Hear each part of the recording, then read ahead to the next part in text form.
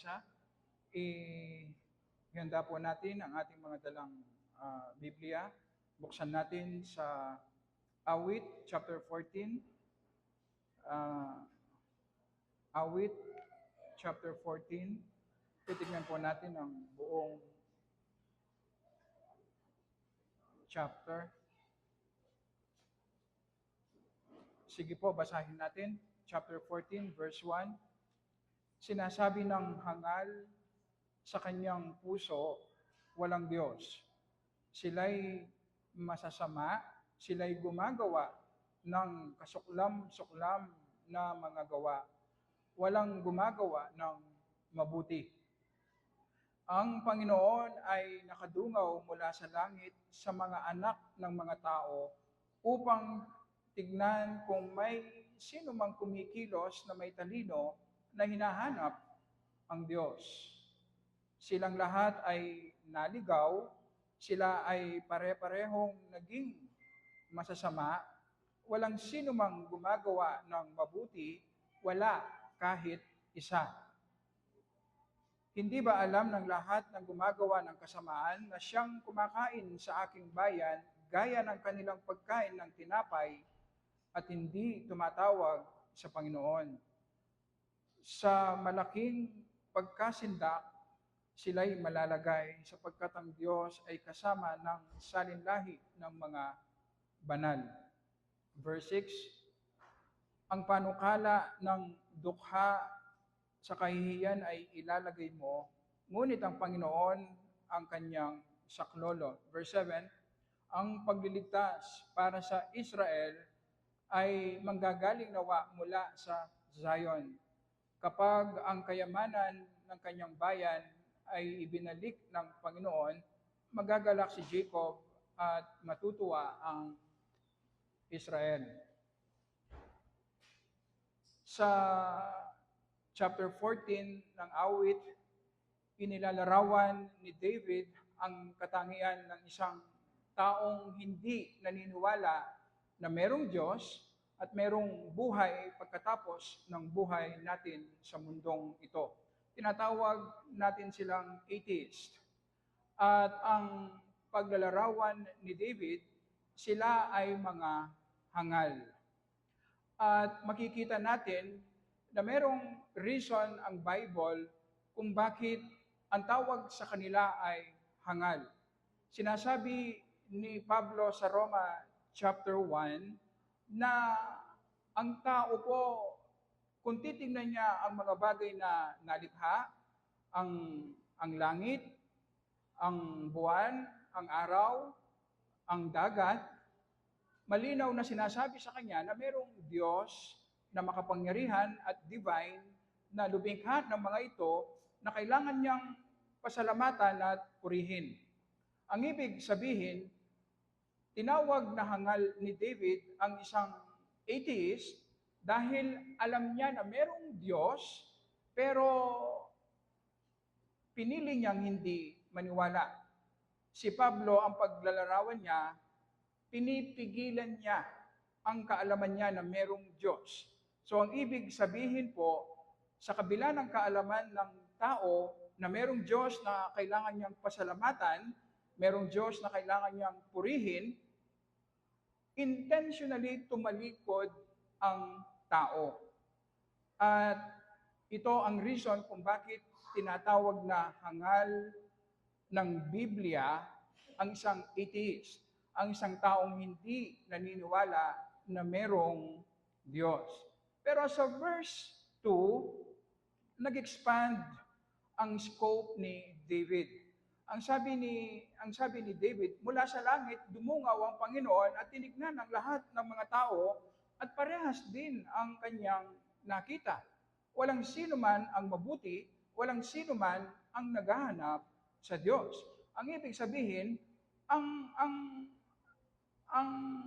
ang pagtalikod sa Diyos ay hindi lamang sa iilan na hindi naniniwala na merong Diyos. Ito ay katangian ng lahat ng mga tao na hindi nabubuhay para sa Diyos, na tumalikod sa Diyos sa kabila ng pagkaalam na merong Diyos na dapat pasalamatan at purihin. At kung ganito po ang kalagayan ng tao, ang tanging pag-asa natin ay kung ang Diyos ang magliligtas sa atin. Tayong mga mananampalataya, ma-appreciate natin ang pagliligtas na ibinigay ng Panginoon sa atin. Sinasabi ni Apostol Pablo sa Roma chapter 5 na minahal tayo ng Diyos noong tayo pa ay mga makasalanan. Ang definition ng tayo pa ay makasalanan, sinasabi sa atin, nung tayo ay mabilis na tumatalikod, nagre-rebelde sa Diyos. Dahil ayaw nating lumapit sa Diyos, ang Diyos mismo ang gumawa ng paraan. Ang Diyos Ama ang nagplano ng kaligtasan, ang anak ang bumaba, nabuhay ng perfect at namatay sa krus upang makamit ang kaligtasan nating mga makasalanan, at ang Holy Spirit ang nag-a-apply ng kaligtasan ito sa buhay ng mga pinili ng Diyos noong una pa. Magbibigay ng malalim na appreciation sa atin, especially sa ating daily devotion, kapag minemeditate natin ang pag-ibig ng Diyos. Ang isang hadlang kung bakit hindi natin na-appreciate ang pag-ibig ng Diyos sa atin, kanyang biyaya at mercy, merong part sa puso natin na kaya tayo nanampalataya kay Jesus kasi mabuti tayo. Kasi naunawaan natin ang gospel. Kasi dahil sa atin. Kapag meron tayong ganitong kaisipan, ang ating pagsamba mababaw lamang. Hindi natin ma-appreciate ang pag-ibig ng Diyos. Pero kung alam natin na intentional na tumalikod at nagre-rebelde tayo sa Diyos, pero sa kabila nito, sa biyaya at pag-ibig ng Diyos, tinawag niya tayo, binigyan ng bagong buhay, kaya tayo nanampalataya kay Jesus, ng lahat ng meron tayo, ang ating kaligtasan ay lahat ay biyaya ng Diyos sa atin, mag-umpisa tayong magpasalamat at mag-worship. Mamamatay ang pride, ang self-righteousness sa ating puso. Ito ang reason kung bakit nandito tayo ngayong umaga. Gusto nating magpasalamat at magpuri sa saganang biyaya ng pag-ibig ng Diyos sa atin. At kung ikaw ay hindi mananampalataya, malinaw ang sinasabi ng mga bersikulo na ating pinag-aaralan, imposibleng ilapit mo ang iyong sarili sa Diyos. Ang kaligtasan ay ibinibigay ng Diyos. Ang isang tao ay lumalapit lamang kay Kristo sa pananampalataya kasi unang lumapit ang Diyos sa Kanya sa pamamagitan ng Holy Spirit. Ang tanging pwedeng gawin ng isang taong wala kay Jesus ay ang manalangin at hingin sa Diyos na bigyan siya ng pananampalataya. At ito ang gustong gawin ng banal na Espiritu. Pangalawa na makikita natin dito, tinawag na hangal ni King David ang isang taong hindi naniniwala na mayroong Diyos, at pagkatapos ang bunga nito makikita natin, sila'y masasama. Sila'y gumagawa ng kasuklam-suklam na mga gawa, walang gumagawa ng mabuti.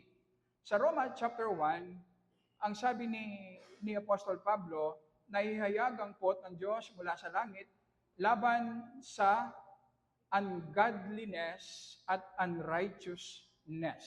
Makikita natin, ang unrighteousness, ang paggawa ng masama, ay bunga lamang ng pagtalikod ng tao sa Diyos. Bunga ng pagtalikod ng tao sa Diyos.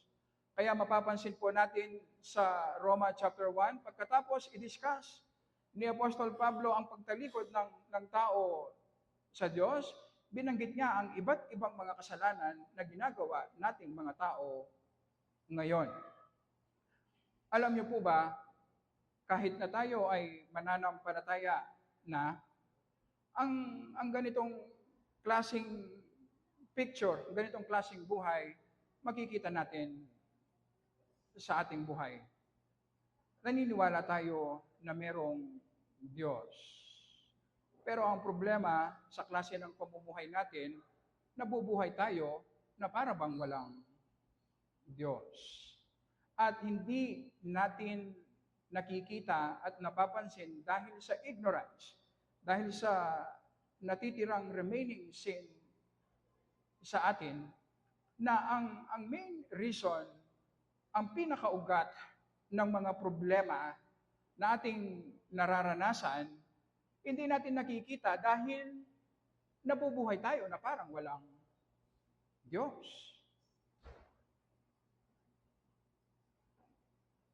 Hindi natin binibigyan ng halaga ang ating araw-araw na pagbabasa, pag-aaral, pagme-meditate ng salita ng Panginoon. Hindi natin binibigyan ng halaga ang ating fellowship sa Diyos. At makikita natin, sa kabila nito, relihiyoso tayo. Sa kabila nito, naglilingkod tayo, gumagawa tayo ng mabuti. Pero ang tanong, ano pagkakaiba ngayon ng ginagawa natin sa lumang buhay natin na yun din ang ginagawa natin? Na habang nakatalikod tayo sa Diyos, di ba, ito ang katangian ng lumang buhay natin. Habang nakatalikod tayo sa Diyos, relihiyoso tayo. Meron tayong religion. Pero hindi tama ang relationship natin sa Diyos. Nagre-rebelde tayo. Gumagawa tayo ng mabuti sa ating kapwa. Kapares pa rin ang ginagawa natin ngayon. Nabubuhay tayo na para bang walang Diyos. At ang problema, kapag nararanasan natin ang iba't ibang bunga ng pagtalikod o ungodliness natin, inahanap natin ang solusyon ngayon sa mga bagay sa mundong ito. Kaya nagkakaroon tayo ng kaisipan, kapag mayaman ka, wala kang magiging problema. Ang problema ngayon nasa kahirapan. Ang problema ngayon nasa kawalan ng edukasyon. Ang problema ngayon nasa ibang tao.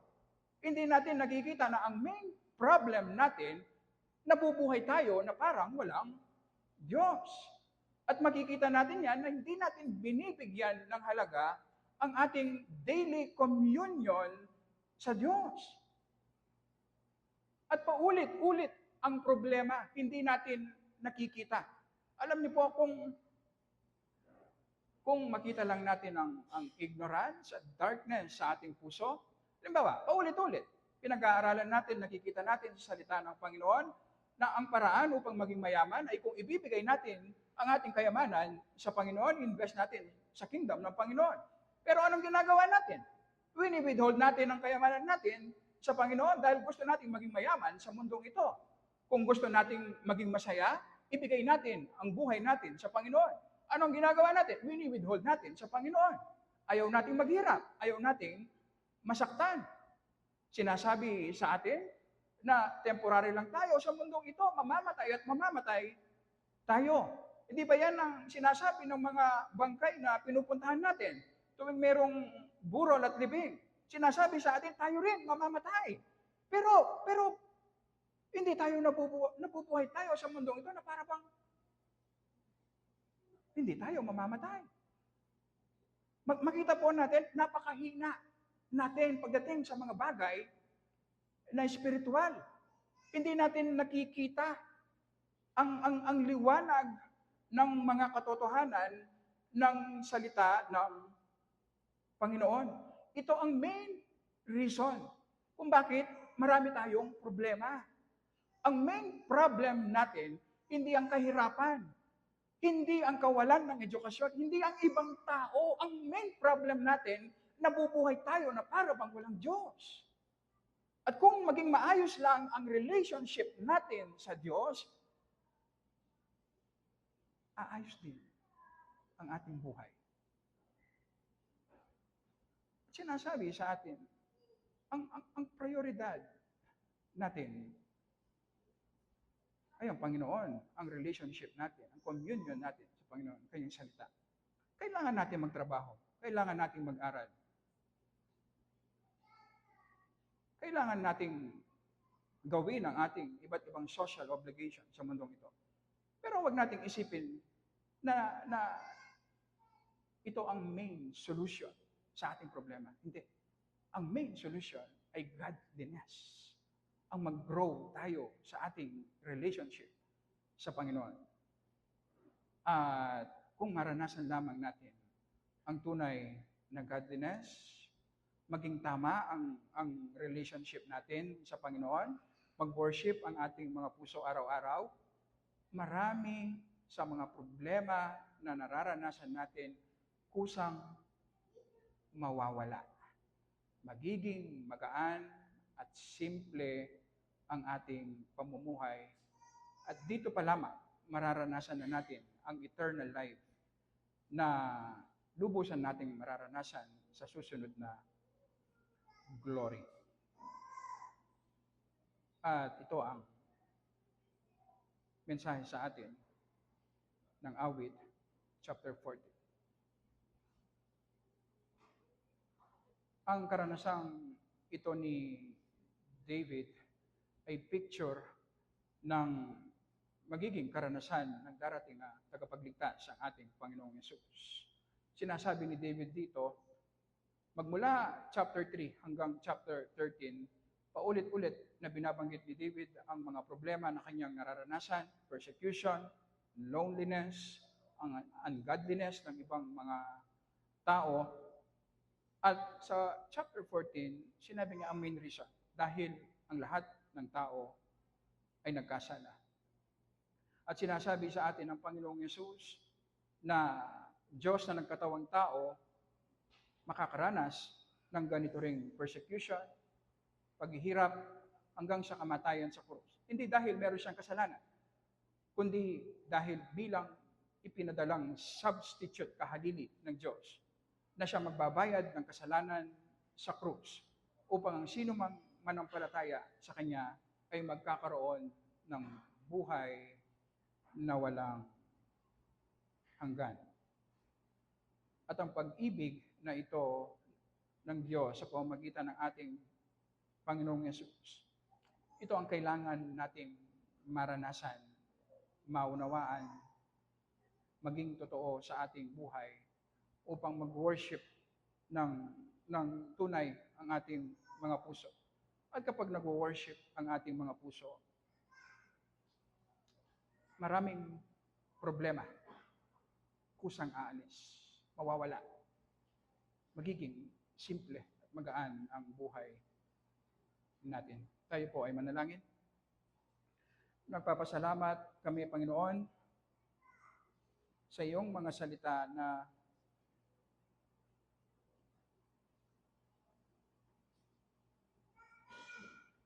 pinapahayag mo sa amin.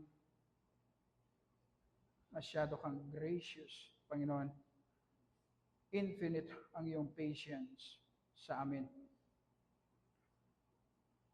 Paulit-ulit, Panginoon, naririnig namin ang iyong mga salita, ang katotohanan na galing sa iyong mga salita. Pero paulit-ulit din namin nilalabag, Panginoon. Helpless kami sa aming mga sarili. Masyado kaming mahina pagdating sa mga bagay na espiritual. Tulungan mo po kami, Panginoon. Ang kailangan namin ay ang ministry ng iyong Holy Spirit na bigyan kami ng liwanag, Panginoon, na makita at maranasan namin maging totoo sa amin ang iyong mga salita, especially ang iyong pag-ibig, Panginoon. Ito ang malalim na dinidesire ng aming kaluluwa. Ang ikaw ang magpuna, ikaw ang magbigay ng kaaliwan, ikaw ang magbigay ng satisfaction, ng joy sa amin, Panginoon, na kung maranasan ka lang namin, Panginoon, wala na kaming ibang hahanapin pa. Sapat ka at ikaw lamang ang tunay na kailangan namin. Pero alam po namin na hindi ito nakadepende sa amin. Ito ay iyong mercy, Panginoon. At ang dalangin namin, maging merciful ka sa iyong church. Na hindi lamang kami nag-aaral ng iyong mga salita, Panginoon, kundi maranasan namin ang iyong mga salita. Maranasan ka namin, Panginoon. At ito ang gusto mong gawin. At ito ang na-achieve ng krus ng aming Panginoong Jesus, na binigyan mo kami ng access sa iyong banal na trono dahil gusto mong iparanas ang iyong sarili sa amin. Kaya naman, Panginoon, tulungan mo kami sa aming pagsamba ngayong umaga, sa aming pagbabasa ng iyong banal na salita, sa aming paglapit sa iyo sa panalangin, sa aming pag-awit ng papuri sa iyong pangalan, sa aming pag-aaral ng iyong mga salita. Panginoon, tulungan mo po kaming makita namin at ang Panginoong Yesus lamang ang makita namin, Panginoon, at ang iyong dakilang pag-ibig sa amin na makasalanan.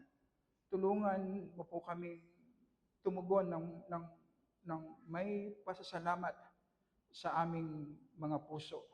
Udyukan mo po kami, Panginoon, na makita ka namin at maranasan ka namin sa ganitong paraan, Panginoon. Nagbibigay ito ng mataas na glory sa iyong pangalan. At sa ganitong paraan din ay binabago mo ang aming mga buhay. At ang lahat ng ito ay dinadalangin po namin para sa luwalhati lamang ng aming Panginoong Yesus. Amen.